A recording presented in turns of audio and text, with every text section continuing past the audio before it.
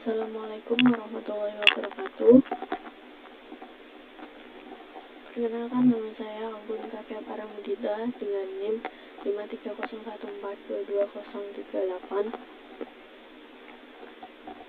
Saya dari Prodi Pendidikan Teknik Elektro, Fakultas Teknik Universitas Negeri Semarang. Di sini saya akan melakukan uji validitas dan reliabilitas menggunakan SPSS guna untuk menyelesaikan tugas akhir statistika yang diampu oleh Bapak Dr. Eko Supraptono, MPD. Baik, mungkin untuk yang pertama, uji validitas person product moment. Uji validitas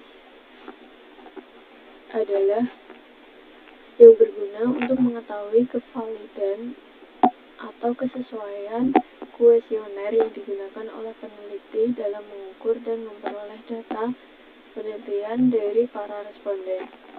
Nah, di sini saya menggunakan data responden untuk tugas sebelumnya. Nah, untuk itu bisa langsung copy aja datanya, kemudian kita buka SPSS-nya, kemudian kita salin di sini.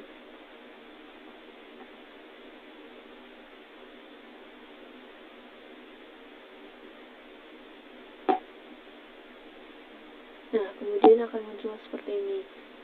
Untuk selanjutnya kita ubah namanya. Untuk mengubah nama-nama ini kita bisa aja langsung menggunakan find and replace ya, dengan cara Ctrl F, kemudian klik replace. Find kita tulis var 000, replace with kita isi X.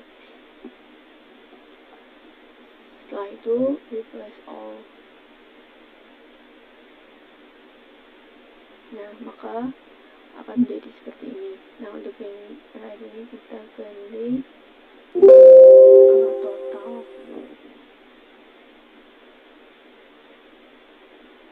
Oke, sudah seperti ini, kita kembali ke data view. Nah, untuk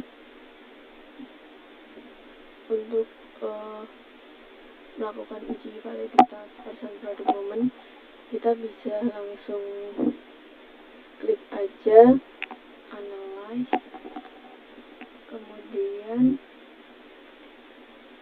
correlate, kemudian differentiate, kita klik. Nah, setelah itu kita pindahkan semuanya dengan Ctrl A, pindahkan ke variabel. Jangan lupa ini di checklist juga ya teman-teman. Selanjutnya kita oke. Nah, outputnya akan keluar seperti ini. Nah, seperti ini ya teman-teman. Nah, untuk ini, item pertama ini, person correlation ini adalah R hitung. Sig ini adalah signifikansi. Kemudian N ini adalah jumlah dari responden. Kemudian kita lihat lagi. Kita lihat bagian total. Nah, untuk selanjutnya, dasar dari pengambilan keputusan uji validitas person itu dengan membandingkan nilai R hitung dengan R tabel. Jika nilai R hitung itu lebih dari R tabel, maka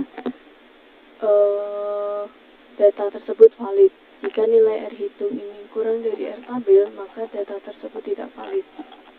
Nah, di sini saya menggunakan dengan nilai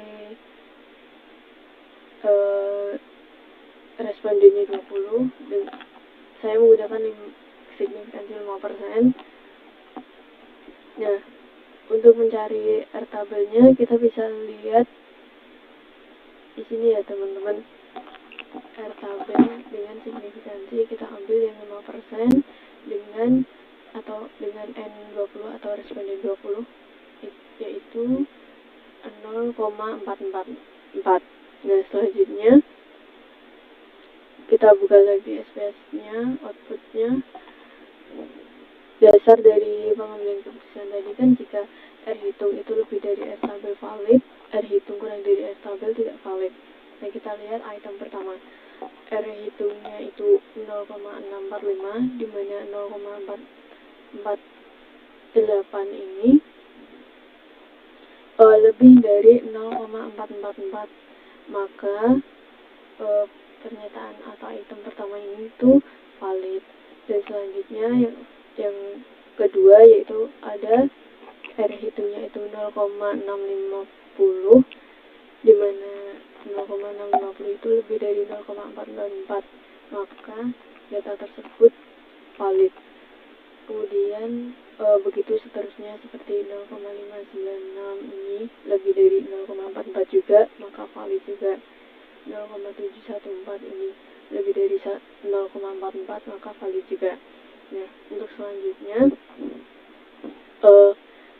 selain kita lihat dengan membandingkan nilai R hitung dengan R tabel, kita juga bisa melihat nilai signifikansinya.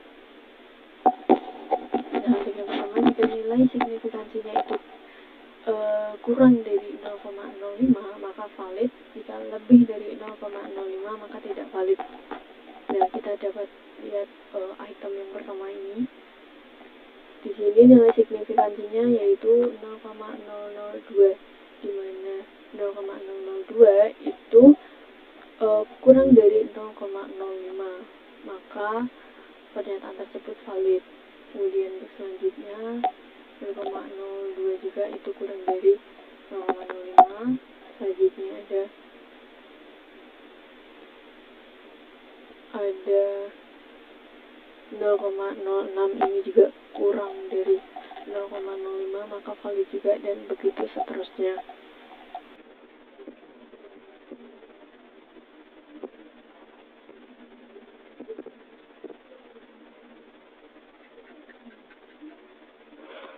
Baik, untuk selanjutnya saya akan menjelaskan untuk uji reliabilitas Cronspatch Alpha. Uji reliabilitas ini bertujuan untuk melihat apakah kuesioner itu memiliki konsistensi jika pengukuran dilakukan dengan kuesioner tersebut dilakukan secara berulang. Jadi apabila kuesioner tersebut dilakukan secara berulang, apakah kuesioner tersebut itu memiliki konsistensi. Nah, kita bisa melakukan uji reliabilitas menggunakan SPSS. Kita buka SPSS tadi dengan data seperti tadi, langsung saja kita klik analyze, kemudian scale, kemudian reliability analysis. Nah, setelah itu Ctrl A, pindah